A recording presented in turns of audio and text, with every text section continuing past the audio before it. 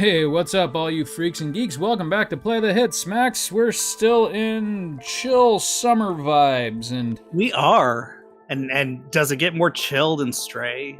I mean, yeah, you're a freaking cat. What's more chill than a cat, right? Yeah, very, very chill, very atmospheric game, which I haven't seen too much of it. Like the first maybe 2 hours that Addy played and trailers, but yeah. You know, I've owned the game for over a year. I just have not played it. Like I did do a little checking it out. Yeah. To make sure it would be stream worthy. But, you know, like the whole thing about this game, I do know that there is a story and that there are some like finger quotes intense sequences like you know, there's like enemies and there's, you know, danger. But really, like, it's just kind of being in the environment, and Yeah. Hey, what's up, Sparks? Works. This game reminds sweet. me. All right. What's that? Sparks is just saying that she's driving, so Oh, it's yeah. like, all right, yeah. So she'll be listening in. Yeah, don't text and drive. Sweet. Yep. This Discord game and drive. reminds me hardcore of a PS1 title. Oh, how so? So, like just for the me, platforming? the PS1 was always the generation that just nailed atmosphere. Okay. And so this game is all about atmosphere. I would agree. PS1 and weirdly PS3, I feel like they weren't afraid to take risks and just do something for the sake of the art, you know? Right? Which this game definitely, is basically like a story. It reminds is. you of like just the indie titles that are just telling a story, and I think this has more gameplay than a lot of those. Like, Oh yeah, like the Unfinished gameplay Swan is and stuff. good. Like it's like you could take away the atmosphere and even the cats, and you'd still have like a solid platformer on your hands. But the way they come together is nice. Like it's a good platformer. It's, you know, freaking adorable. Yeah. At parts. It's like Journey, where it's like more than a walking simulator, even if it's not like action heavy. Right. And like I think they do overall, even though there are some stakes and there is a bit of an overarching narrative, I think they keep the tone relatively light. Like I noticed in the options you have the ability to like turn off any harm coming to the cat. Oh, okay, gotcha. And from what I have seen That's so nice. far, like the ways that you can, you know, finger quotes, die are already pretty PG. Yeah.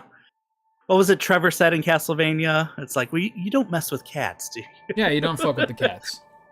That's why you broke that guy's arm in 3 places. Right? And, you know, it's also one of those games where clearly an indie title, but damn if they did not nail the visual fidelity on this. Yeah. It is not an ugly game. It's not like my fans are humming right now. Like you can barely hear them. But you can absolutely tell that like this was like a labor of love kind of a thing, and where they dialed in the engine, and it looks beautiful and it's running tight.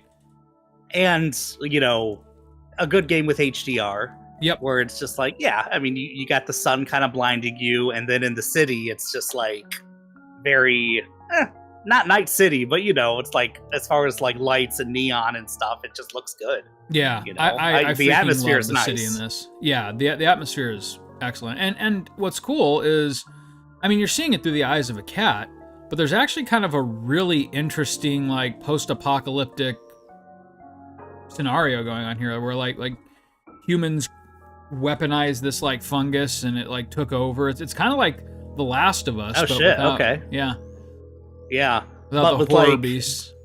And the kind of the built-in silent protagonist, you know, it's show not tell. Although, Right. you know, obviously you have NPCs and stuff, but yeah, a lot of it and is the cat is like very hyper intelligent. Like at first I was like, opening okay, so doors and like, stuff. are they gonna communicate to me with like gestures and shit? No, they just talk and the cat understands. Oh, gotcha. Okay. Like Cats like you can apparently understand English in this game just fine as a cat. So even though you look Nice. like an ordinary cat, I can only assume that you're some kind of genetic freak. Some kind of genius cat. Yeah, right. Genius fucking cat. Science abandoned. But at the same time, though, like it's gonna be hilarious when I start doing it. You'll see in a minute. You can do like all kinds of cat stuff. Nice. Oh, okay. Well, I mean, that's why we're playing. Yeah, do I cat mean, stuff. I don't quite know how I define cat stuff, but okay. But here's a great example. Check it out. I mean, Cat stuff. Fucking Nice. cat stuff. I'm assuming this is what cats do. Yeah. Yeah, absolutely. Honestly, I And would we're not doing mind having a cat if my frickin' building allowed it. Oh, my 'Cause- allergies wouldn't allow it.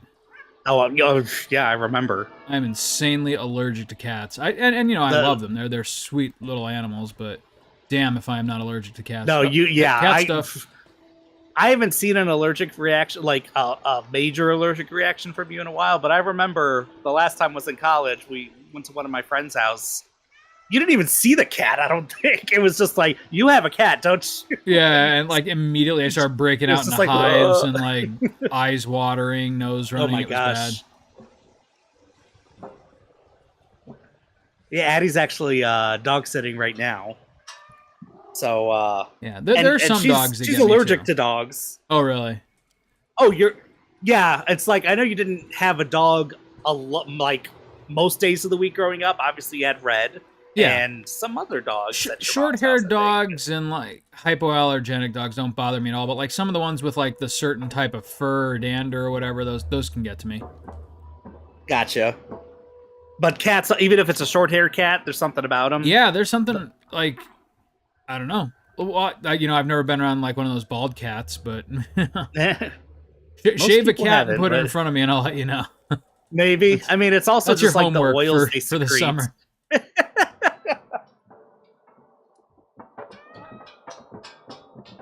Doing cat stuff. Yeah, like overall, just visually really nice looking game. I'm really excited to just get into it. And you know, I've kind of entered the phase in life where you know, for a while there, if it wasn't like a 100+ hour RPG, you know, it wasn't worth my money. Nowadays, like I'm loving me some more compact games because like I can actually finish them and remember from start to finish what it is I'm playing. And have like a whole experience. You know? Right. Like, I get that. And don't get me wrong, I still love me some really good RPGs. I mean, I just finished Clair Obscur not too long ago, but Oh, yeah, me too. oh, you finished it? I did, yeah. All right, spoiler, trigger, whatever. I guess we warning. should say, like, spoiler cast here now. Yep, Because we're I'd about love to to talk spoil about this Clair game. Obscur real fucking hard because I've been wanting to talk with you about that. So first off, who'd you pick? Okay. So, yeah, I've only beaten it once. I picked Verso. Same, and not because like sexism or like, you know, stupid woman can't win. No. It was like I felt like Verso's ending was the, you know, grow up and you know, face reality and make peace with the life you have ending. Whereas Mael's seemed more like the grasp onto the straws of fantasy. And don't get me wrong, like it hurt real bad to see like oh my gosh. Lune look at you like that and Oh my god. like you brought us all this way and Now, have you like watched the other ending? yes. Or I actually I went back too. and did it, and I still like Verso is my headcanon ending. Okay. Oh, I see. Like, I think if you get too far, because you could like reload the save, but if you get too far, you don't have an autosave anymore, and they don't let you fight them again. You have to like go back and immediately do it, and I didn't. So now I'm doing a new game plus, and I'll probably pick Mael. They really gotta auto patch, or they've really gotta patch a manual save into that game. Yeah, seriously. That was like my chief critique about the game. Not like the sometimes cheap dodge mechanic or whatever, but like the freaking save system in that game is not great. Yeah, I had a lot of times I would force. I mean, it was kind of generous with the saves most of the time, but I know there'd be like a Nevron that I'm like, okay, how powerful is this thing going to be? Because, I'm always going to try them out and get my ass handed to me sometimes. Oh, yeah. But I learned that you could like go into the menu and equip something else, and then you could equip your other thing back. And as long as you're messing with equipment, it'll force a save. So it's like, I learned to just start doing that, and it's like, that's not a great system. No, yeah. And like, I also figured out that it auto saves every time you touch a flag, so I spam that and everything. But yeah, they really need some kind of manual save. I feel like definitely some other patches are on the way. I don't know if they're going to do anything major, but yeah, that is one of the things I hope they implement for sure. Another one, I don't know. Like, sometimes I wish for a mini map because I get lost in that game. Like, me too. Like, I get why they excluded it. Like it. Yeah. But by the end of the game, I was fine with it. Like, me too. Just kind of learning the environment myself. But some of the environments are so visually busy that I don't get lost easily. Like, one of my few strengths that I'll admit to is a halfway decent sense of direction. Yeah. I got lost multiple times, like, in some of, like, the densely wooded environments of that game, just because everything started to look sort of samey, like, and there's, how in some games where they give you, like, a split path, it's, like, apparent immediately which one is the progression path and which one is the for sure, go find the bonus treasure chest path. Yeah. This is not one of those games. Yeah, and that I appreciate. Yes, it can get annoying for me, but it's like, you're going to go down this long path, or here's this other path where you have to use the like the hook shot, basically. And it's like, both of those seem like they could be the right path, Yeah, right. So I always want to do the optional item or optional enemy path first. Oh, hell yeah. Especially with Pictos, and the Pictos were like... Oh, the Pictos I liked. Yeah, and Colors Illumina too. Like, I tried to collect absolutely everything I could. Yep. I like this game so much. Yeah. I did a lot of exploring after I beat it just by myself, and it's like, usually after I roll credits these days, I'm like, okay, I'm gonna look up what I missed. Yeah. And this game, I was like, it reminded me so much of like playing RPGs when we were kids. Yeah, PS1, PS2 era. Yep. I'm just gonna hoof it myself, and I'm gonna try to get everything on my own. And for the most part, I'm pretty proud that I found most things. Yeah. But there were definitely some areas, for whatever reason, the Stone Wave Cliffs was like my area cat stuff that it was we can read. Sorry, go on. Yeah, right. That was like, oh, I missed like 4 things here. Like, what the fuck? Okay, so and, as long as you have been exploring, then I need to ask you something. Yeah. Have you? I refuse to Google it, because I feel like I'm smart enough to fucking figure it out. But one of the only, like, end game, like, areas that I cannot figure out what the fuck I'm supposed to be doing here. Like, there's no optional boss, there's no treasure chest or anything. There's no treasure chest in general, but you know what I mean. Yeah. What the hell is that stupid-ass beach where they read French poetry at you? Oh, gotcha. White Sands. White Sands. What do you do there? Nothing. You collect a record. And it's like every place where you just collect a record is like one screen that doesn't move, right? Like, this is the only place. And I was like, I'm missing something, obviously. And they even talk about the mansion.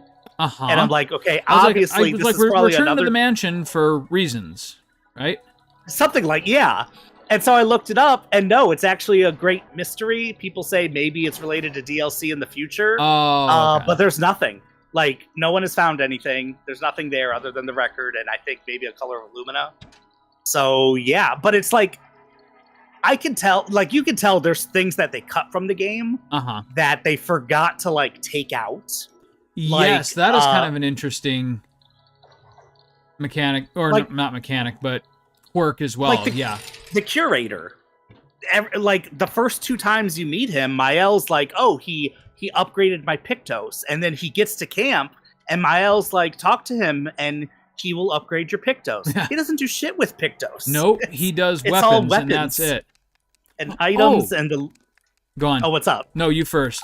It's just like, beat to discuss. He does a lot of stuff, but like nothing. Pictos, you don't even upgrade Pictos. Other than like finding it again in a fight. Yeah, and there are some like late game things you can do, like fight this enemy or something, and you get an upgraded Pictos version. Or there's that shopkeeper by the river or whatever.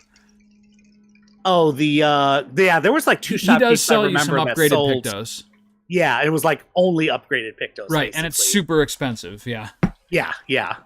And but aside from that, yeah, I'm also noticing they don't give you everything, and you get like literally 1 level 33 Pictos in your first playthrough. Right. And that's what New Game Plus is for, because like now I'm getting all these Pictos at like I haven't level started 28. New Game Plus yet, so that's kind of interesting to hear. The other thing that I did was like I over grinded a little bit. Like as soon as I figured out that there were enemies like in the secret dungeons that you could actually get colors of Lumina from, like that was it. Yeah, and Renoir's drafts, Yep. Yeah. So sorry, you go on. I want to hear more of your thoughts before I share one of my sort of kind of critiques. Yeah. Oh, there's so much to the game that I could gush about. Some critiques for sure. But yeah, going back to like the endings, like I definitely chose Verso's. The main reason is I basically started to believe Renoir. Seeing more of Maëlle. Like she really came in after Verso. Yeah. I agree. I think by the end of it, it was like, I love Maëlle, and I think I self-inserted into Verso quite a bit. Like, I started to think of her like a little sister, and I'm like, the mature, responsible thing to do for your little sister in this thing is to not let her keep living the lie. Yeah, like her mom did. Yeah, because that's what would end up happening. Like, yeah, she claims she could be trusted to, not get sucked into it, and when she died her natural death, she would return to the real world or whatever. But I'm sure the mom thought the exact same thing. Grief is a really powerful, motivator. It's I mean, and don't get me wrong, I fucking love the story, and I do think there's just like a lot to think about, and I respect that they had the courage to not give you any completely satisfying ending. No, actually, from having seen Maëlle's, they both are valid endings, but I still agree. Well, you haven't seen Maëlle's at all yet? No, I have. You have, okay. So like in her ending, it's kind of like the more feel good ending. Like Gustav gets to come back and he lives with his fiancée. And that's good, but it's also, it's like Maëlle's wish fulfillment, and so it's probably gonna sting that much more if and when she ever does go back to the world outside the painting. Seriously, yeah. It was like Verso's ending was more, it was quote unquote sadder, but it was more realistic, and it was also like more even toned. Yeah. Even if it was sad. And Maëlle's was like, this seems too good to be true. Right. And it sort of is, because then it's just like kind of a nightmare at the very end of it. And I don't even know, like, are they hinting that she's kind of controlling Verso? I don't think so, but I know some people are saying that. No, so what I took away from Maëlle's ending is that unlike Verso's ending, and again, not to imply that Maëlle's a bad guy, like I sympathize to hell with Maëlle. And Aline too. Oh yeah, absolutely. But I believe in Maëlle's ending, Verso is trapped. Like he's essentially a prisoner. Yeah. And she gave him. It looks like she gave him a natural lifespan at least. Like he's older, but yeah. But he definitely he's a prisoner. So like from Maëlle's perspective in that ending,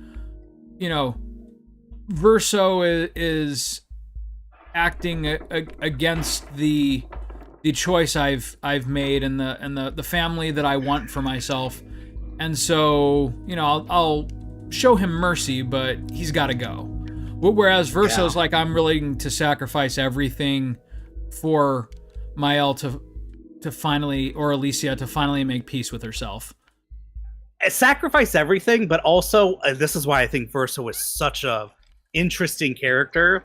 I love and hate Verso. Same. Because he's a deeply flawed character. Yes, but he's that doing makes so. Him he more tried to engaging.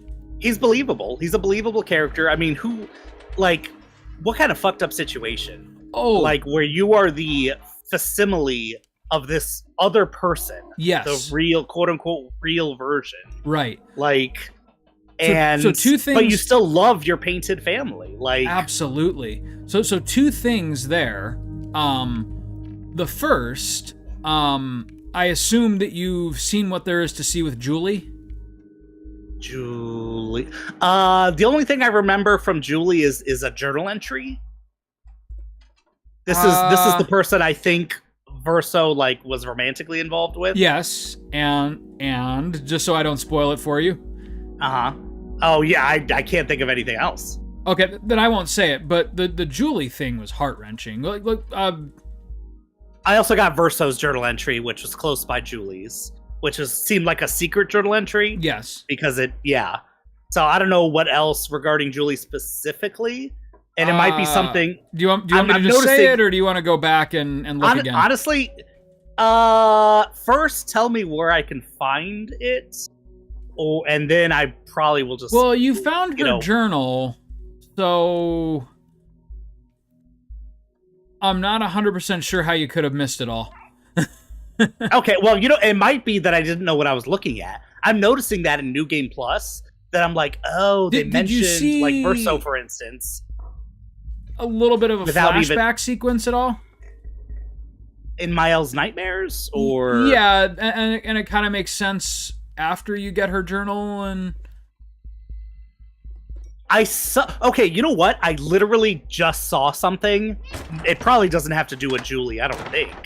But I was really confused in one of Miles' nightmares. It didn't make sense to me the first time because I didn't know who Verso was. But playing New Game Plus, you see like the ending.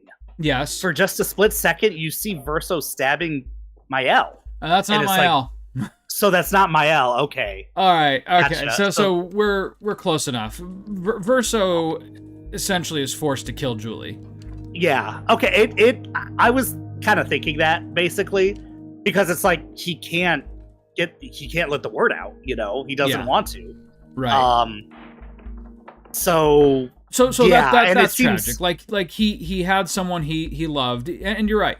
And then so part 2 of what I was going to say like 5 minutes ago now is one of the critiques that I have is I think the game takes just a little bit too long to like let you know definitively what's going on. Like they reference Verso as another person. Like you'll hear Verso talk about Verso.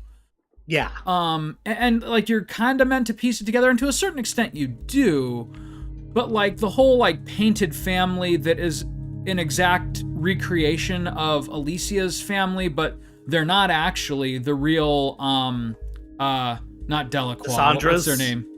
Desandras, yeah. They're not the real Desandras. I think they should not have waited until like the last 3 hours of the game to finally get into that, because for a while like I kept second guessing everything, and like I was wondering like, so wait, is Verso another person, or is he an imposter of Verso and that's why we can't trust him? Or no, he's Verso but he's not Verso, right? He's Verso but he's not the Verso that lives in the real world, and so to a certain extent he shares things with the real Verso, but he's lived an entirely separate life, and so that's where Julie comes in, and yeah, it can get a little confusing for sure. And I feel like they tried to cram way too much of that into the last couple minutes. And so, just because it's that fuzzy in my head, the curator is what's left of the real Verso? Or is he what's left of the real Renoir? Or no, the real Renoir is who you fight at the end. He is, but he's also the curator. And I think the curator is like an avatar of Renoir, because you see like also Aline, who looks the mother. Like she's the paintress, and she had the exact same aesthetic going on with like the crushed face. Yeah. So hey, good to see you, Sparks. Hey, Sparks. Woo. So like, she's imprisoned at the top of the monolith, and you see her there, but you also saw her in Old Lumiere when the mansion was there. Yeah. So even though they're imprisoned, they're able to like, what I assume is like, they're able to like bring their avatars, like some aspect of them, to other places without Yes. wholly being there. Right, you which know? is just really, really hazy and like nebulous. It's like weird. It's hard to Yeah. it's hard to keep track of who is really who and who's a duplicate of whom, and you know, like yeah, and you know, are we meant to be sympathizing with Renoir, or is he just being a hard ass for no reason? Like, you know, but by the end, get you. I really did sympathize a lot with Renoir. Yeah, me too. I didn't expect that. Me neither, because of how, you know, black and white evil his painted facsimile at first seemed to be.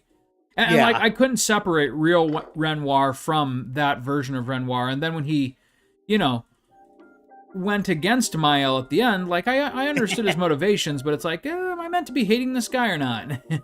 I think they, and maybe it could be seen as a cop-out. I don't see it that way, but I think Cat stuff. nice. I think it's kind of like left up to interpretation a little bit. They painted him in a way, they wrote Pardon him the in a pun. way where it is like, yeah, it makes sense. He's definitely a gray character, and I think you could see it both ways. For me, it's like I find it hard to see it as like he's trying to do what's best, even if it's hard. You know, what did he say? Life keeps forcing cruel choices, which is Yes, true. like you that know? resonated with me a lot. Like, Yeah. yes, you know, a lot of times life does. Like, sometimes you're forced This is actual between cat behavior. Yeah, like the lesser of knocking two. everything down. Yeah, right. This is actual. You are definitely act like a cat. And Sparks, we'll come back to your question here in a second, but no, I have not explored any allergy cures. But yeah, so go on, Max. Yeah, and if we do go back to that, or I don't know if we're actually go back to it, but yeah, it does take. It's not 6 months, but it might be 3 months. It's like every few weeks you get the shot, and you do that for many months, and then yeah, eventually it's supposed to like last a long. I don't think it lasts the rest of your life, but it lasts a long time. You know, it's kind of like LASIK, where it's like Oh, interesting. it lasts definitely a few years, but. Anyway, So Renoir. shit, what was I saying? Yeah, Renoir. It's yeah, I remember. Yeah, he said that. There was something else. Like he at one point he said like to Mael, I think it's like, do you think I want to be doing this? Right, And yeah, it's like, like, do I okay. want to be fighting and disappointing my daughter constantly? No, but like, Like, you need to wake up 3 is months, essentially his stance. Yeah, And, yeah, and it's just it's like not coming from a selfish place. He like saw what it did to his wife for yeah. how many years was it? I mean, it was at least a whole lifetime. She was trapped in the painting for over 100 yeah. years. It was 67 years. 60 That something 67 years. 67 years that he was in the painting fighting her. So she was in there longer, and you know, they don't say this explicitly, but it's definitely implied time works differently in the canvas. It does, yeah. Because obviously what did real Clea say is like, Okay, yeah, it's so been a Clea while, is but another critique of mine. Go on. Oh yeah. I felt like she was really undercooked. Like, I still don't quite get like both what of them? her real Like, role is. Is she like the puppet master? Is she just like a background character? What the hell is Clea? so it seems like, and I think the main writer even said that there was a lot that they cut. And you can kind of tell. At the same time, I feel like the threads are there, where it's not like completely coming out of left field, but it's like you have to fill in the blanks yourself. Is how they like built it. And Clea was definitely one of those things. Yeah. So it's like Clea made the Nevron, like real Clea. But I think, did you fight painted Clea at the Flying Manor? Yeah. Okay. Shit. Is the Flying Manor one of the things that I still have yet to do? No, I don't think I fought Clea. I think I... Oh, the last thing that I did in that game was I attempted Simon, which was a mistake. Oh, he's fun. Yeah. I'm still underleveled for Simon. I get you. He's tough. He's tough for sure. What do you call it? So real Clea was painting the Nevrons. She made the Nevrons because I remember that from the mansion. Like, her room is filled with like the Nevrons. She's like the the architect of them. Yeah, and that's because she's trying to prevent Chroma from going back to Aline. Aline is the more gifted painter. Right, the mother. Yeah.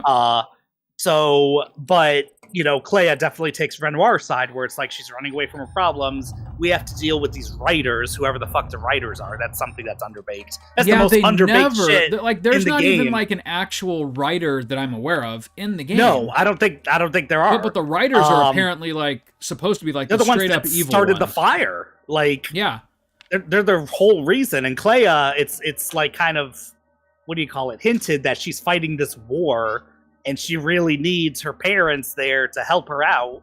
But like, yeah, so she's trying to go after the writers. Could be then like, well, isn't it part of it then just like maybe Clea needs to grow up a little bit and stop like feuding and like let revenge go kind of thing? But that's never like explored fully. Yeah, that's true. And I feel like, gosh darn, I don't know. I feel like she's kind of like stuck in the middle of her family's drama. Oh yeah, and absolutely. She's like, well, we're at the trying same time, But at the same time, you're right. She's on a issues. Revenge quest, though I don't blame her at all for it. Like, but and they never say why Mael's at fault, but they say like Mael was tricked by the writers, or Aline. Aline was tricked by, or not Aline. Sorry, Alicia. I was like, what is Mael's name? Alicia. Yeah. Alicia was tricked by the writers somehow, and then Verso sacrificed himself to make sure like that she didn't die. But yeah, shit. I forgot what I was talking about. Oh, Clea.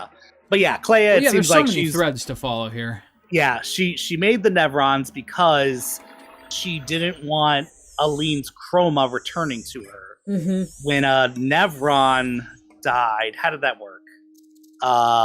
It was the chroma doesn't return to the paintress; it stays dead. It stays as a Nevron, which is why all of the expeditions who were killed on the island like left corpses instead of turning into petals. Right, their chroma didn't diminish; it like became like a husk, and that's also why at the end Mael was able to revive them and use them as kind of like drone fighters. Yeah, it was like old chroma, but she could still use it in a way. Right. So yeah, that was again interesting, and I get it. And at the same time, like you really had to be like, wait, what is this? What's going on? You had to be paying like close attention every step of the way. Very close attention. Yes, definitely. There's a lot of threads in that game that are like, oh, okay, it makes sense when I piece it together, or when I go on fucking Reddit and figure it out, but. That's why I'm also liking the New Game Plus. Yeah. Because there's the things that just made zero sense. Right, that now suddenly like you can put together, right? I think the biggest thing is the parts of souls. So like at the end of the game, and this was something that, because it's not a huge thing, I was kind of piecing together that the black versions of with the gold petals coming out of them, the boy, the man, yes. At one point the woman, I think, that they were the souls of like Clea, Verso, and Renoir. And so it was confirmed at the very end, if you choose Verso, that he's like, come on, Verso, the little boy. Yes, but little boy. It was always seemed super cryptic. Like, what the fuck are they even talking about? Oh, what? The thing that's on the cat. My dogs do this whenever we put clothes on them. Oh, God. No, stop it. I hate it. Get it off me. Yeah, and do that, and do that, and then just like roll around and try to get it off. But what the fuck? Actual cat. That's right, Sparks. And yeah, welcome to Wally, Sparks. Seriously. Yeah, that stuff was always very enigmatic on purpose, and so still enigmatic, but now having the context of, oh, this is like the real Verso's part of his soul, that everything he's saying makes more sense. Even if he is kind of being mysterious, like, why is it being destroyed? We used to play here. This used to be a joyful place. Yeah. And it was like, what are you talking about? Because it was his canvas, and he's like wondering why it's become like this battleground. Yeah. And which is fucking sad as hell. It really is, yeah. Geez. Like Verso's story really is sad, and I felt like if anyone had the the right to mourn. It was Verso. And don't get me wrong, I still love Mael as a character and absolutely sympathize with her. But again, she kind of cowboyed Verso's story and his canvas for herself. Oh yeah, for sure. I'm a ramen noodle. Oh, whoa, what happened? Don't know. What the wait, what? Hold up. Apply changes. Computer's upset. It almost seems like a loose wire or something, where it's just like, hey, we're going back to this monitor or something. But it's not changing monitors, is it? No. Hold on. Okay. Let's see if this fixes it. Yeah, whatever. There we are. Oh, code. Maybe that's important. It's I need to knock off this other. There we go. Why can't I knock off the 3748? Whatever. Anyway, go on. Yeah. Yeah. Like, just talking about Verso's. It was Verso's canvas. Feeling bad for Mael. Yeah, even though she is like Mael kind of co-opting cowboyed his reality for herself. Like, she's like, "Oh, Verso's right. This place is wonderful. I'm gonna stay here." Yeah. Oh, Verso. I was going back to like the reasons I love him and hate him. That it's just like he's trying to do the right thing. He's also what he feels like is the right thing. Right. Being is a copy, tired. Like... He's tired of this. He's so disillusioned. And watching expeditioners, all these expeditions that he's joining eventually die. Oh, yeah. Like, he's had, like, just tragedy after tragedy for Verso. For so long, yeah. And it seems like he is over 100 years old, is what he said. Yeah. So that's interesting that he had, like, almost 30 years before the fracture even happened, you know, of like living this fake life. And not even like knowing that it was a fake life, right? Yeah. I guess that's like the moral dilemma that you're really being asked to consider at the end. Like, is the life in the canvas fake when for so many people who live in the canvas, it's the only reality they have? Yeah, and I think that's a huge dilemma, and I do agree that is like kind of the big thing they're asking of you, and they're saying you can make the decision. Right. But that is actually one of my biggest critiques with the game is, good question, and it's a critique, but at the same time, I'm not willing to die on this hill that it's a bad thing, right? Because it might be what they intended, but my critique basically is that the themes for like the first two acts for like at least 75% of the game, more really, is, hey, we're building for tomorrow. We're trying to build for those who come after, so that they have a chance at an actual life. Right. And that's the only, before you go on, that's the only sense I can make for Gustav even being a character in that game. Is that's what they're getting you to consider, is like the whole reason you start the game as Gustav and not as Verso is because you're meant to remember and mourn Gustav for the whole rest of the game. And so when someone comes along and says, hey, this hasn't been reality at all, this is just a painting, you're like, well, no, fuck that, because that means Gustav and everything he went through doesn't matter. Exactly, and so, but they're trying to make you feel this whole game, though. So it's just but that's not it.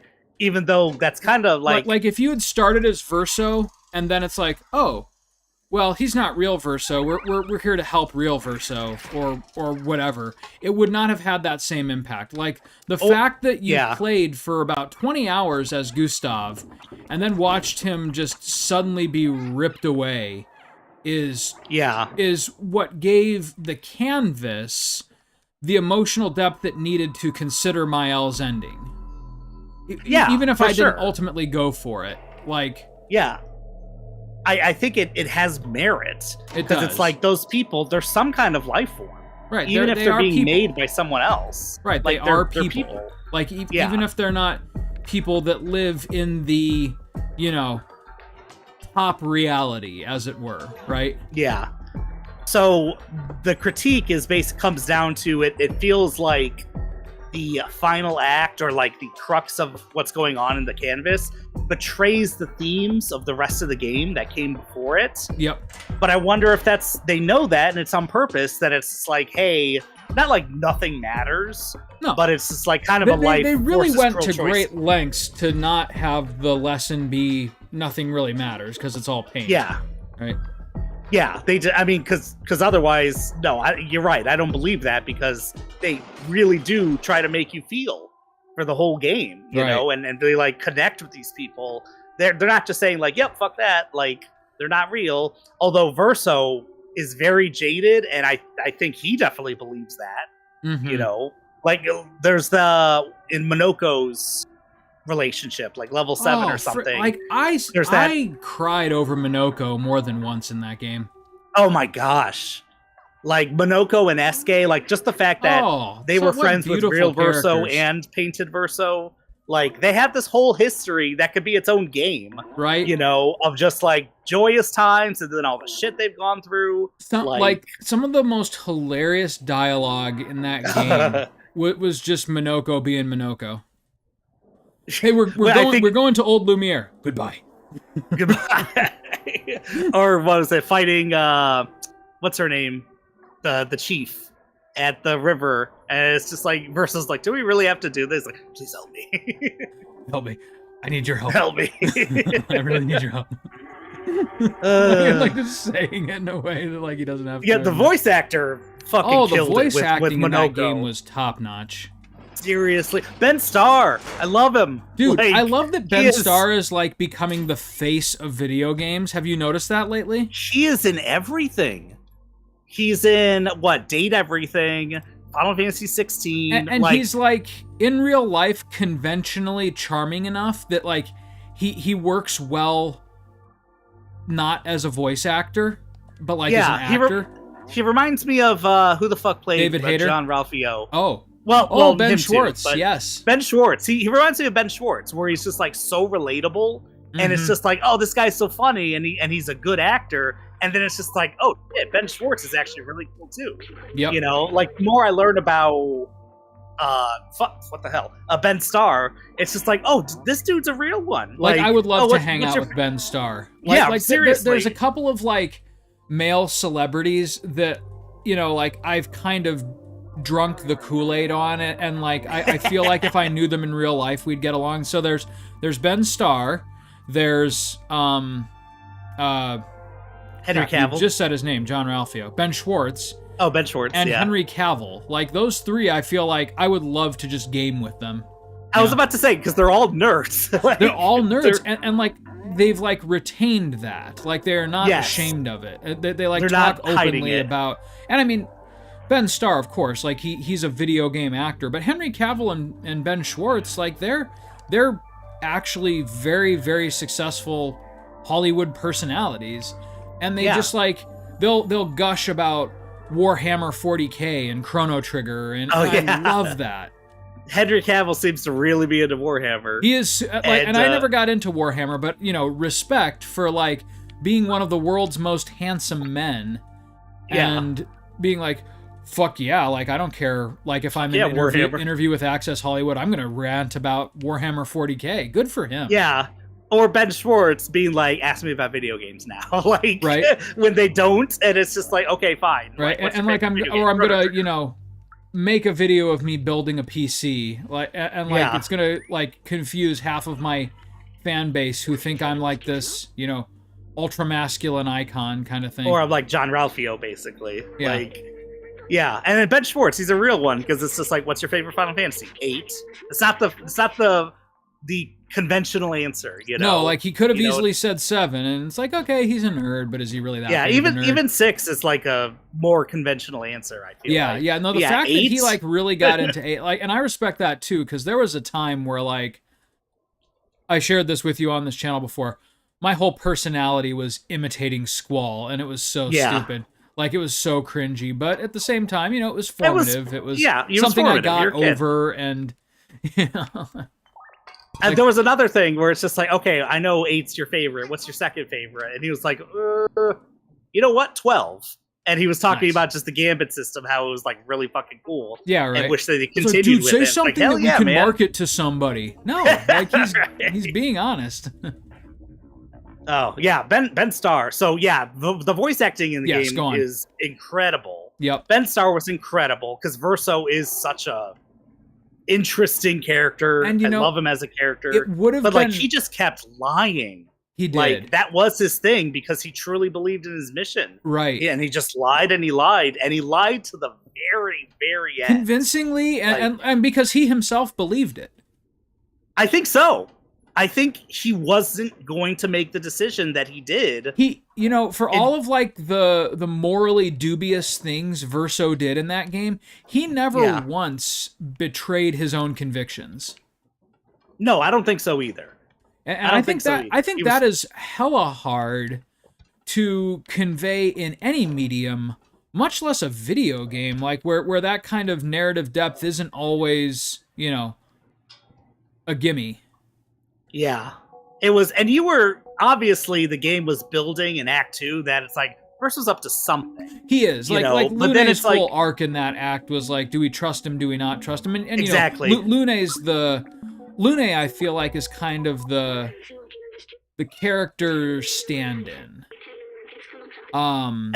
Okay. But like she even though Gustav is the character you're playing as in the first act, I feel like Lune is like she's the one saying what everyone's thinking, you know? Yeah. Oh, so I was looking up stuff, and there was something I didn't realize was a choice in the game, and I'm wondering if it slightly changes. Yes, I Verso's googled ending. it and I fucked Lune. Oh wait, what? How did she know that was what I was gonna say? Because everyone wants to get with Lune. I mean, yes. First of all, yes. By the way, I do love Seal. I actually really like the whole cast in that game. They kept it small. Seriously, I think keeping it small was really wise. Like, I was really worried at the beginning of the game that I was going to have to memorize like 50 names of all of the Expedition 33 people. I mean, Gustav is talking about people that you never even meet in the prologue, you know, and then you have these other people who die very quickly. Yep. But they're not like FF10 side characters with webbed fingers. Like, they have very convincing models that are like, oh yeah, we're gonna. And like at the very beginning, the like game. you don't know Adam from Seal. You don't know that like Seal's going to be a main party member and Adam's going to get decapitated 5 minutes later. For sure.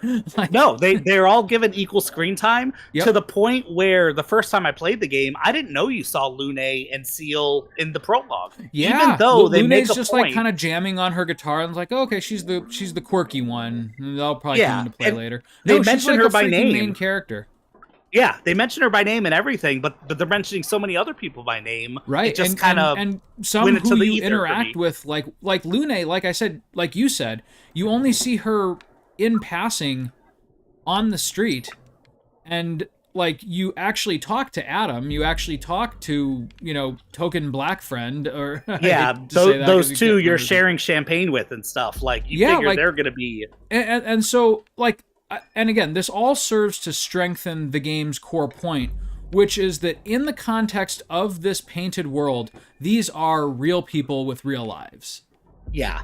And like even Sophie, who's only given, you know, 10 minutes of screen time, like that's like the whole motivating factor for going on this journey in the first place, is like what happened to Sophie can never happen again.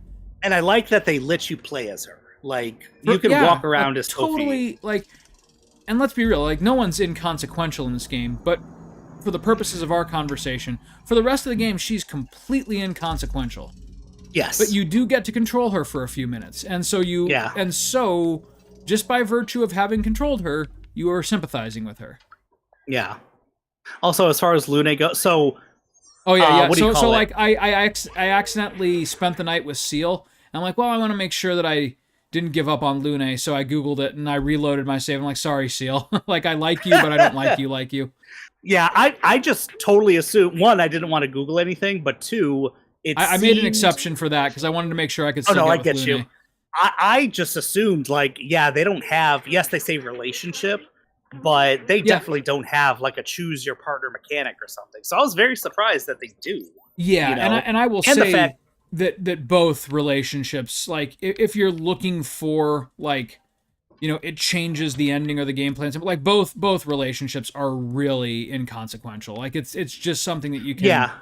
It's just that's a what different way that you can end their development tree, really. Okay, so I guess it doesn't change the scene that I thought it might, because you say that you went with Lune. But you also say that Lune like sits down and looks. She at sits you down and she glares at Verso. She glares at you. Okay, end, yeah. Because Seal comes through and she like it seems like she kind of gives you an understanding. Yep, look she does that. and, like, holds even your if you hand. romance Lune. Yep. Interesting. Okay. There may be like some different dialogue peppered in there, but I googled it, but I didn't like completely spoil myself. Like I just wanted to make sure that I could pick Lune, and so I did. Yeah. So there probably are some little things, but yeah. It was after the fact that I looked this up, and so I only know from the perspective of romancing Seal. Yeah. That the video I saw didn't show here's if you romance, here's if you don't. They just said, here's what it looks like romancing Seal. Here's what it looks like romancing Lune. Yeah. And I could tell you, since I didn't romance Lune, it is exactly the same until the last 20% of the last relationship scene with her. Yeah. Everything else is the same. It is. For Seal, I don't know if it is. Since you saw these scenes, I can ask you. Yeah. Did they still have the scene where Verso and Seal go swimming? They do. And okay. Yep. They just don't spend the night under the stars I will together. say, like, even though I love Lune as a character, and I don't regret like her being the finger quotes romance option that I went with, I think Seal is actually the much more satisfying romance, because like Lune's is only really her very last like side quest thing. Like you go back to Cyrene's place and you learn the stuff about her parents and everything. Yeah. And you fight the big snake, and then like Lune's like, okay, yeah, we can screw. Basically. That it's really, weird. That really is the extent of it, though. Like, whereas you get Seal, three romance scenes. It starts with Seal. off like as kind of a casual fling, and then she catches feelings. Like that is a more satisfying, objectively more satisfying arc.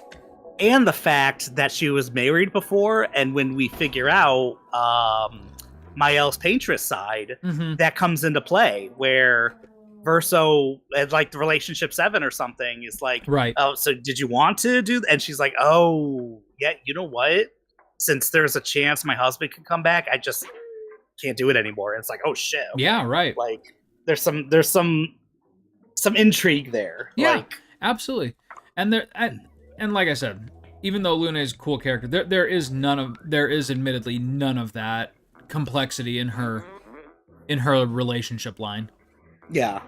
So we talked about this a little bit, but like and this is turning into like the Expedition 33. It really is. Like, I love this game and I want to give it more attention. It's my game of the year right now. I've been waiting to talk about Expedition 33. But like, you had like, you said that you kind of invested in everyone, but like you had like 3 main characters. What do you mean? Like, when it comes to fighting, yeah. No, I constantly rotated them out and kept them all at equal level. Oh, okay, gotcha. I like always had Verso and Mael, and then the third You're spot, kind of like to they are OP. They are OP, and this is even like Mael. I would say I always did have one of them in my rotation, at least when I was leveling other characters up. Yeah, for Mael, it was like once you get, I prioritized getting the and this is the beginning of the game. I prioritized getting the move that keeps you in virtuoso stance. That she like hits 3 times. Yep. And then it was like, hey, this is pretty good up until Act 2 ends, basically. And then it's like, hey, here's Stendhal and here's the burning canvas and fuck everything, basically. Right, yes. Like Mael in the third act is definitely broken. Yeah. Comparatively. But I will say, did you explore Lune's like outer reach skill tree at all? Outer reach? Like the outer fringes of her skill tree, like the the 10. Okay, you can Lune is my third break character Lune now. pretty hard. There's a lot of Lune is like Seal in a way where I feel like she can do a couple different things. I mean, technically all the characters, but some of them, like I feel like if you're not using Mael as a powerhouse, you're using it wrong. Yeah. But if I had like an end game party, it would like a threesome that I just stuck with the whole way. It would have been Lune, Mael, Verso. That's oh mine God, too. Sparks, That's what I ended Sparks. up. You can't see it, but I can't like actually control my direction. Oh really? Oh, that's funny. Like it doesn't matter what direction I'm pressing, he's just going. And now he's panicking. Get the thing off. Oh God. Oh, thank God. Okay. But yeah, so like Lune is as broken as some of Verso and Mael's stuff, whereas Seal and Minoko have some really good things to offer, but I feel like Seal requires way too much setup in combat to be worth the investment in time.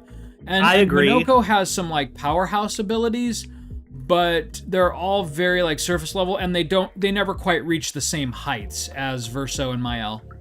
I agree. Yeah, I think it's like unless you like totally suck at parrying / dodging, I feel like Minoko maybe could take place of take Verso's spot or something, because Verso's perfection system, you don't want him to get hit all that often. Yeah. But even with that, he has some weapons that kind of mitigate that, and they're like, hey, you know what?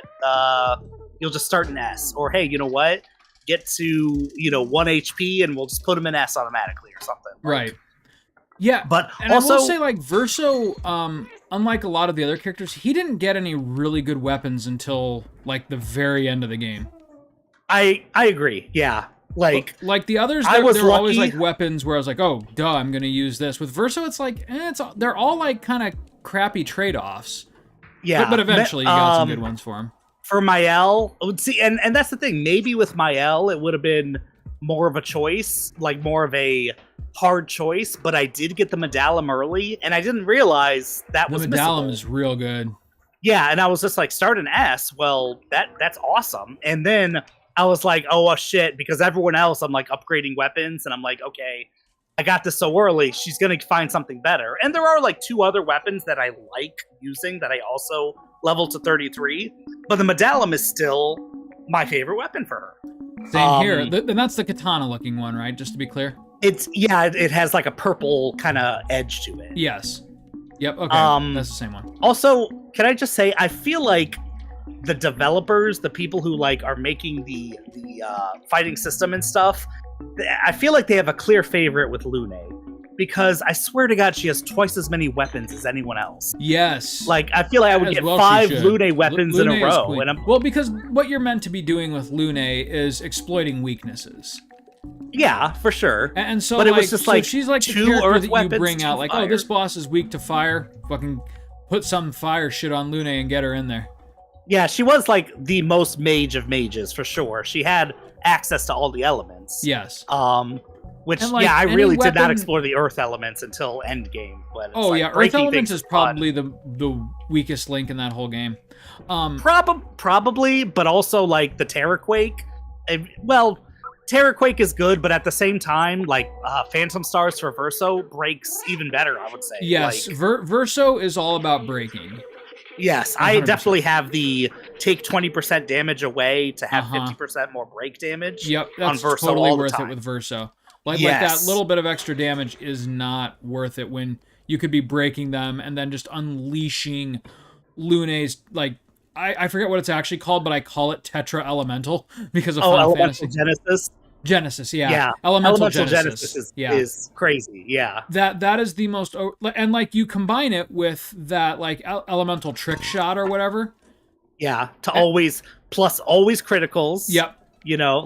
And she becomes just an unstoppable murder tank. It's amazing. I feel like Lune doesn't have, and maybe she does. Everyone's gonna have their own opinion. I feel like most people will say, "Hey, with Mael, use the Medallum," and I would agree. Some people are like, "Oh, starting in this is like, if you're good at parrying, you can always get into blah, blah, blah." But it's like, no, most of the time, you're not going to let the enemies attack if you have enough speed. So just start in it. And even if you have Cheater, You can go back into. There's a million ways to go back into it very easily. But anyway, Yeah. I think Lune is the most open-ended for, hey, what do you want to do with her weapons? But I ultimately decided on the one that guarantees a burn if you do a critical hit. I kind of want to live in this house. Side note. This is fucking awesome. Sorry, go on. No, I'm just like, is this a library? But no, it's just someone's pad. What do you call it? Yeah, I burn.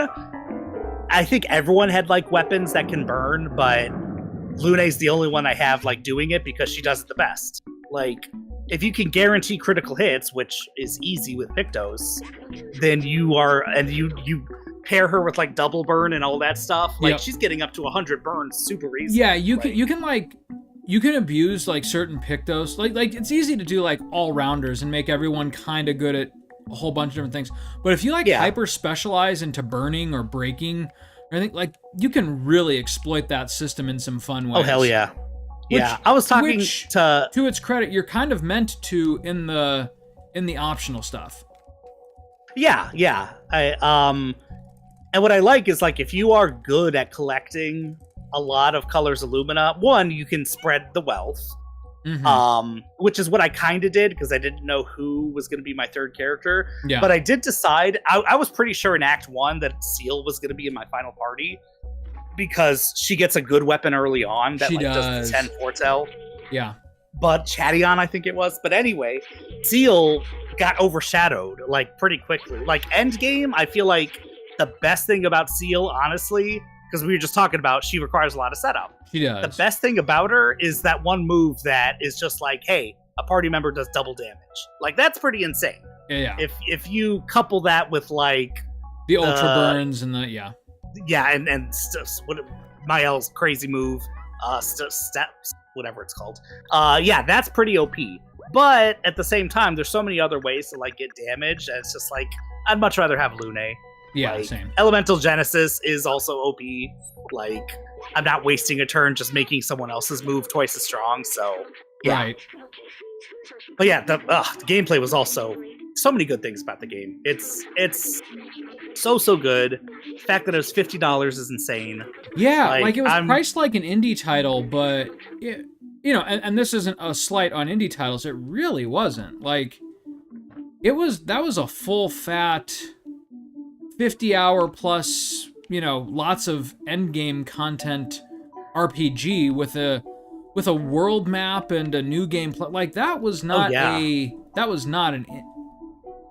guess the line between like indie and AAA is kind of blurred. Like, if anything, indie probably means a full game that's not going to charge you microtransactions just to get everything, right? They're becoming more sophisticated. Games. But yeah, the fact that they charged $50 for that was a statement, and I liked it. Yeah.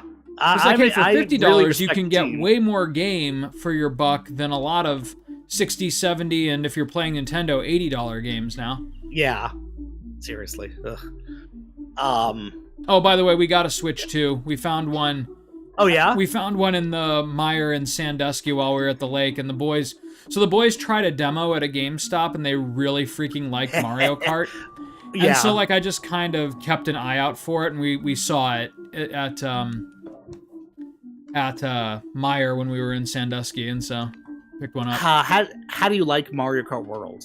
I like it. It's fun. Like, okay. I would say overall the course design isn't as strong as Mario Kart 8, but it kind of makes up for it in different ways. Like the whole open world concept, and like the I don't know, it's just a different way of interacting with it. And like the rail grinds and everything. It's a lot more. That's what I was wondering about. Like the game seems very charming. And it's fun. Like I can absolutely see like a very split difference where like, for some people, you're going to be more Mario Kart 8, which is probably me. But then for a lot of people, it's going to be like Mario Kart World all the way because they want absolute freedom, and I think that's more my boys. Okay. And it's like, as far as the open world, as far as, hey, there's kind of a collectathon thing going. There's the in-between the courses kind of things, which the knockout race seems like one of the best new features. That seems really cool. But I thought that was going to be the main difference, and that the gameplay would be largely similar. I'm surprised how different the game seems to be when it comes to yes, there's the grinding and stuff, but it's like grinding and tricks seems to be just as important, if not maybe more important than drifting now. Yes, You know? actually, like you can chain together some really, and granted I haven't played it a whole lot, but like I've seen Connor like get absorbed into it, and you can chain together some really crazy like trick maneuvers and grinds. It's cool. Yeah. And it's like seeing people be really skilled at 8 is kind of what you'd expect. It's like, okay, they're doing what I'm doing just at a Better, very high level. Right. But seeing really skilled people at World, it's like, wait, what the fuck are you doing? And it's Yeah. like they're wall It's jumping like, yeah, and it's stuff. like, how are they wall jumping like that? It's amazing. They're like going off. It's seemingly very off course, and it's just like, and because of what? the open world, you can do that. Actually, like yes, Yeah. at a certain point, Lakitu will still catch you. And actually, he won't. You'll get put back on the track, but there are ways to like abuse it a little bit, which Yeah. kind of upsets me a little bit because Nintendo, is absolutely going to like watch those YouTube Patch videos and that they're or going to patch something. it out so that like people Probably. have fun in the correct way. Yeah. You know what? For whatever reason, for Mario Kart, I agree with you. I feel like they've had a philosophy with like Zelda lately where it's just like, hey, you know what? Do it this way. Absolute freedom. Go ahead. But with Mario Kart, I feel like that they don't want that. Well, like I you feel like they heard, wanted you a read little that more story controlled. about like how they're about how they took away the ability to skip the like online feature where you ride between the tracks, which like everyone was like, oh, okay, it's cool the first time, but it's really stupid afterwards, and we just want to get on with the race. And so they like found a way around that. Nintendo was like, nope, we're gonna patch that out immediately because you person who paid $80 for this game must ride this big empty road to the next race when playing online. Why? And I'm wondering, I heard about that, and it's like, what? Why? First of all, second of all, it's like, was it an oversight? Because I think the trick was choosing random, and random would Yes. never have, like in A between connector, courses. yeah. That seemed on purpose. Mhm. Like that didn't seem like a glitch. That seemed like, hey, we're only gonna do these things with random, you know? So to patch that out is like, why?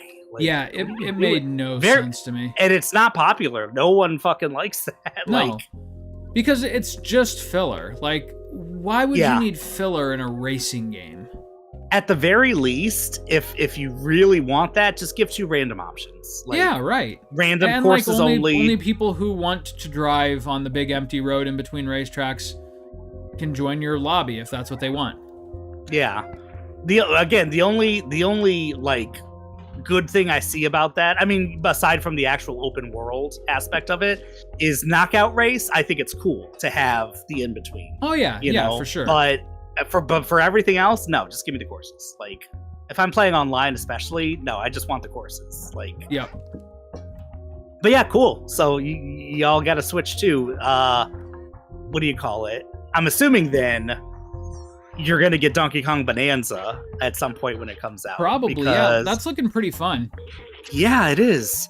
And it's just like, I was disappointed at first for sure that it's just like, oh, this is almost definitely the Mario Odyssey team. And Yeah. this is what they were working on. And they confirmed that like last week. Like, Yeah. yep, it's Mario Odyssey. Even though with the direct, like you could tell this is 1,000,000% the Mario Odyssey team. Oh yeah, for sure. But just looking, the direct actually got me a lot more excited for it. I'm like, Me oh, this too. is Like at first I was like, okay, cool, Donkey Kong. But, Yeah. But like seeing the direct was like, oh, this looks like it could be a lot of fun. yeah, like I was kind of surprised. Like, definitely looks better than like Donkey Kong 64, which was not a good game. Yeah. I know it has its fans, but no. Yeah, that was not my jam. No. Like something like Banjo-Kazooie was better. If you want a collect-a-thon or something, yeah. But no, this looks very interesting, you know, and it just looks like it'll be a fun 3D platformer, you know? Yeah. You know, it's kind of a dying breed, so. Absolutely. Yeah, no, I'm excited for that. And so, what was I gonna say? Oh, and then there's like the patches for existing Switch games, which are really cool. I have not bought the Breath of the Wild or Tears of the Kingdom patch. Yeah. Because the Link's Awakening patch is free, and that's let's be real, that's the one that I really care about. Yeah, and that game benefits a lot, I imagine, from the Switch 2 hardware. Like, because that game the dungeons were fine, but the overworld was kind of sluggish on the Switch. So Oh yeah. Yeah, that I would love to replay that game specifically. I have to say, Echoes of Wisdom. I own it. I've played it. I have not beaten it. I haven't even. I've gotten like maybe Yeah, I agree. 4 Let them be hours free, into Sparks. it. I'm not sure if you're talking about those little critters, but I hope you're talking about the Switch patches. Oh, gotcha. Sorry, go on, Max. I thought you were talking about the critters, honestly. Oh, Yeah, I also agree that it's just like, okay, they're trying to add extra things, but it's like that they're just adding that stuff to like justify the price. yeah. Like I would much rather like and that was typically talking about the their okay. That was typically their MO is it's just like sure the hardware will make it better, but we'll even add like and maybe it was stupid, like here's a VR mode for Mario Odyssey, but it was they still believed in it and they Yeah. added it for free, you know? Now with this stuff, it's like, okay, the hardware is going to do most of the heavy lifting here. This one's free. But then for Tears of the Kingdom, we're going to add this, like, admittedly kind of cool, like, barcode system where you can share, like, auto builds or something. Right. But, like, really, you're going to charge full price for the Switch 2 version? And $10 is not terrible for an upgrade. Like, No. I'm glad it's not. I thought it would be $20. With the $80 price tag of Mario Kart, I was like, they're going to charge fucking $20 for this upgrade. So I was happy that they're only 10. But, yeah, it's like I would love that they were free. Yeah. They really should be. They really should. Sparks, I don't blame you. Like, if you have not played Clair Obscur, you still intend to play it, or just are not interested in that, this has been a really boring episode. But Yeah, we definitely tried to be like, oh, spoilers, but yeah, it's I'm glad we got to talk about that because I've been wanting waiting to as talk well. to some people, and now I can send you memes. Yeah, absolutely. But yeah, the last thing I'll say on Clair Obscur before we wrap that topic up for the thing is, you know, like, weirdly, and I alluded to this while we were talking, I think the Gustav decision was absolutely brilliant. Oh yeah, Like, not only having a character whose death was, you know, if you're invested in the game, and I was every bit as impactful as, like, Aerith dying in FF7. I agree, yeah. And then keeping it that way, and making it, like, the, you know, the whole, like, driving force behind, like, the whole rest of Mael's story was just a stroke of genius. Yeah, I would agree with that, and it was unexpected for me. Like they didn't allude to it at all. It also was like, yeah, it was totally unexpected. Like even when he, you know, yeah, when he got pierced through and stuff, it's like, okay, this is, you know, but he's gonna make it. Like, you know, I really did think that this was. You know, like, I knew that Ben Starr was in the game, and I kind of figured maybe he plays, like, the, you know, like the heavy hitter character or something like that, and he's, yeah, you know, oh shit, Gustav's gonna get injured, but it's okay, because Ben Starr's gonna show up and save the day. Hey, yeah. Kinda, but nope. No, that was definitely unexpected. And it's weird, I don't know, because, like, you could see the writing on the wall a little bit. Like, I was annoyed that Gustav's weapons, he wasn't getting the bonuses. Yeah, but he I still figured, seemed like, you like were a going to fleshed out unlock character. something with him, right? Exactly, because there was all the locks in his skill tree, and there was locks in Mael's skill tree. Yep. So it's like, okay, story-wise, something's going to happen, and they're Yeah, going to get the access game to knew more how to skills. play with your expectations, for sure. Exactly. Yeah, they did that pretty well. So it's like Gustav, all these characters are so different. Gustav doesn't have the passives, and maybe he'll never get them, but he'll have other things. Right, because he's And it's got the like, nope. mechanical arm, and so who knows where that's gonna go, right? Like, Yeah. And then when Verso, you could equip all the color of Lumina went to him. yeah, it's like, and he's the not swords- coming back, is he? The swords, yeah, for me it was really seeing the swords add skills now. Or at I the was very like, least, I thought fuck. that there might be, like, a choice later where, like, it was, you know, you can side with Verso and find a way to bring Gustav back, but Verso's not going to be with you anymore. No, like, Verso was his own character, and Gustav's role in the story was totally different from any of the other main characters. Like, it was... Yeah. Yeah. And kudos thematically to them they for sticking to that, because, like, I still worry a little bit about FF7 Part 3. remakoing or whatever. Well, like I kind of get the feeling like they left the ending of the second game as it is because they haven't committed themselves yet to whether they're going to bring Aerith back or not. Yeah, I think at this point they probably have, but when they were making the second one, I agree that even though they said, "Oh, we have like the broad strokes of the story," like no, it's they are looking at fan reaction. Yeah, absolutely. They were seeing that to see what they were going to do. I truly believe that. Yeah, probably. Which is like, and I'm sure they can write it well. You know, Yeah. I don't know about that. I mean, again, aside from the ending, Yeah. I liked the story of FF Rebirth. Yeah, Remake. same here. There's a lot to say about remake story. Rebirth, up until the last couple hours, I was pretty happy with it. I was pretty happy. I was definitely happier than remake, but there was definitely some like parts. Again, like the whole Gungaga sequence. You're right. Like, when it came to Tifa's thing, yeah. When it came to Tifa's thing, you know what? We've talked about this. I think all the points we agree on. Yeah, like when it came to Tifa's thing, anytime they give something away from the main story before it should be given away, I roll. And so yeah. Anyway, and also especially with the Zack stuff, it just takes away impact. It does, and playing as Zack as much because it was such a cool part of the original game to be like, wait, who the fuck's that? Like, who the fuck is this black spiky-haired motherfucker? Right. Like, all right. So anyway, yeah, Sparks. Yeah, if you ever do get a chance, definitely play Clair Obscur. Steal someone's Steam Deck and make it happen. Yeah, LCD. If someone's gonna gift you something, you gotta go for the OLED. Yeah, I gotta go. Ask all her. or It's nothing. Like $50 more. Oh, come on. Also, yeah, that's true. Like they did like lower the price for what you get for the Steam Deck like a lot.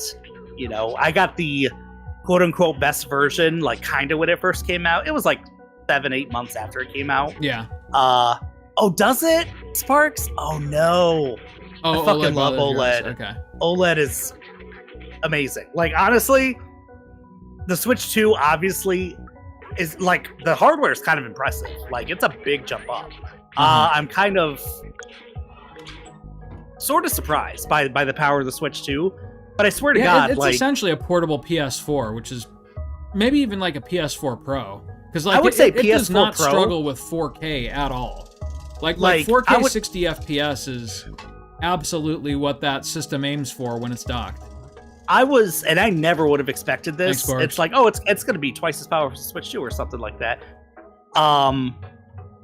But I would say it's probably, and you know, it's apples and oranges. It's kind of hard to compare these things, but just like raw power, it seems like it's about a PS4 Pro. But then again, because the hardware is newer, it can do more stuff. things. Like ray tracing is a big thing, and like, you know, the frame gen, which Nintendo is pretty judicious about. Like it doesn't tell you when it's frame genning. And no, honestly, Nintendo I kind of doesn't prefer want it that you way to, because I think about it less. I get you. Yeah, build a game how you want it to be played. Don't make me choose. Like there's some. It's on a computer. I expect that. On a computer, I'm I like having the my options on experience. computers. Yeah. On a console, that's not what I'm looking for. No, and yes, just give me the play experience. Almost exclusively on a computer these days because more and more things are coming to computer and not staying exclusive. But when I'm playing on a console, that's part of the appeal of the console. Is like you have one version of the game. Like, show me what you meant for it to be like on this console. You know? Yeah. So I do appreciate that about Nintendo's ethos. Even if it can get kind of annoying, where it's just like, okay, what's the power of this thing? You know, it can do this. We'll let other people talk about it. And then Nvidia was like, yeah, I can do all this stuff. And it's like, what? Really? Like, holy shit. Like, the 120 hertz in handheld mode especially shocked the hell out of me. Yeah, it is pretty slick. And granted, like I have not spent very much time with it at all yet, but like you definitely, like, the moment you put it in your hands, you can tell you're holding a more polished piece of hardware than you were with the original Switch. Mm-hmm. But like more thought went into this, and you know, I go back and forth on Nintendo a lot. Like I do not like their Oh yeah, philosophy towards like care for their customers and like anti-consumer bullshit and all that, but I mean they know how to make fun games. they do. I root for Nintendo the most, and I'm the hardest on them. Yeah. Like it is very much a love-hate relationship with I mean them. their board other of manufacturer. directors should just fuck off and let the game developers run the company. And I know that logistically speaking that's a bad idea, but you know, that's I how get you. feel. At the same time, like when it comes to leadership, like when Iwata took a pay cut because the Wii U wasn't doing well, I respect the shit out of that. Like, oh yeah. even if it is kind of symbolic, But Iwata he's doing was the same thing. Iwata was cut from a different cloth. He was a developer first before he became a CEO. That's true, but I feel like that was a lot of the old guard. Like, yeah, but these new ones clearly do not share the that. new ones are not. These They're are businessmen. suits whose biggest concern is the bottom line. I agree. Yeah, and the old guard is like Miyamoto's still starting there. to show. It's starting to show more. Yeah, because I think the people who are still there, who are from the OG, like Nintendo, at least as a video game manufacturer days, like Gunpei's kind of Nintendo, Gunpei Yako, like yeah. they are not developing the games at all anymore. Like they are like supervisory roles at most. Right. So it is starting to show. You're absolutely right. What do they call like game? Not Games Done Quick. What the hell is that show? On YouTube, video. Did you know gaming? Oh, did you know? Yeah. They had a very good episode about like Gunpei in general, but really? just talking about like Blue Ocean strategy, where Nintendo kind of goes through console life cycles, where it's just like this life cycle they decided we're going to focus on power, and a lot of times they don't tend to do well with that, and then they decide like with the Wii or with the NES they go back to Blue Ocean, which means their philosophy is take existing technology, old technology, quote unquote, and do something different with it, do something that hasn't been done before, but using old technology that's cheaper. And so it's like the Wii, you know, and the DS even, like they did weird things with like, yeah, we're going to put a microphone. This is really cheap. It's a cheap microphone. But guess what? In WarioWare, you can like blow on it and it'll be like you're blowing a dandelion or something. Yeah, it's right. Like, what? That's interesting. They did a lot of very inventive things. Like even the VR, what is it on the Switch? The Labo? Like, I was never going to get that. It's not my thing. But as if I was a kid, I would have loved that shit. Oh, like, yeah. The fact that they have one of the VR games is like a pilot wing things, basically. You're like in a bird suit or something. You build this thing. You don't have to, but it's part of the experience. Right. To build this whole thing. And once you do, there's like a foot pedal. You put one of the Joy-Cons in the foot pedal and you press on it like a pedal.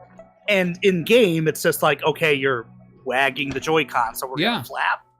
But the thing you build out of cardboard sends a gust of air to your face. And so it's just like, as you're flapping in game, there's actually like air coming toward. And it's like, okay, so it's cardboard and you're doing this and it's kind of silly. At the same time, that's kind of fucking cool. Like, yeah, it is. I do respect that. And so I also like I'll probably get a Switch 2 one day. Like, I don't think I'm going to get a PS5 ever.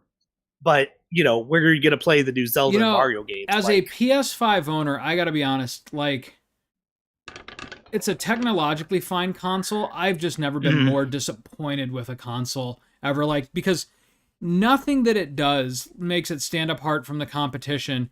And if you have a even halfway decent gaming PC, there is no reason to own one. Let's see. Not anymore. And I don't blame Sony. 1. I don't blame Sony for bringing their exclusives to PC. It's the right move. And as a PC owner that does not own a PlayStation, I appreciate it. But yeah, there is like so little reason to own a PS5 or an Xbox Series these days. And there will be a PS6 but like, and even just get a probably a new freaking Xbox. gaming laptop and you're going to be playing the games better. It's just... Yeah, that's true. And mods and, you know, just all the other things that are... And especially coming off the PS4 that had so many good exclusives. Like, that game just, like, every few months there was, like, a crazy big game that came out, you know? And that was like the rise of PlayStation Studios. Like, PS4 was a great system. Oh, yeah, And then, absolutely. To come to the PS5, which is like, yes, for the last 3 generations, they have been more iterative. Like, we're never going to see 2D to 3D jump, like, ever again. Something like that. It's always going to be iterative now. Right. But it was even a smaller jump from, like, PS3 to PS4, like, PS4 to PS5. And it's like, I know, like, you still want it. Ray Yeah. tracing is great. The new graphics are great. But, yeah, it's not really exciting, you know? Not Right. really. Not like how it used to be. But Yeah, I love the robots too, Sparks. They're very cute. yeah, the very atmospheric, just like cool aesthetic. Yeah. I swear next Also, time I we'll have no actually idea what you've talk been about doing, this like- game, but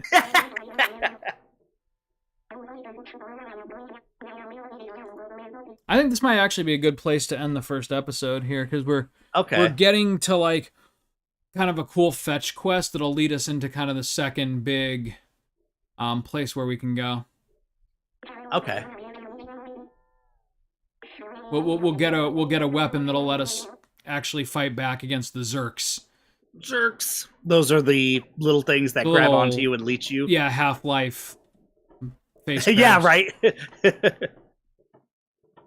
I would protect Seamus with my life. And we will, Sparks. And his father.